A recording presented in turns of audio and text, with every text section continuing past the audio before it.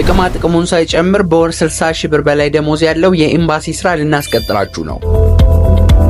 ብሪቲሽ ኤምባሲ ከ0 ዓመት ጀምሮ በተለያዩ የሥራ ዘርፎች በርከት ያሉ ሥራ አመልካቾችን አወዳድሮ መቅጠር ይፈልጋል። ብሪቲሽ ኤምባሲ ያወጣውን ሥራ ማየት የምትፈልጉ ሰዎች ከዚህ ቀጥሎ በማሳያችሁ መንገድ ሥራዎቹን ማየትና ማመልከት እንዲሁም የእድሉ ተካፋይ መሆን ትችላላችሁ።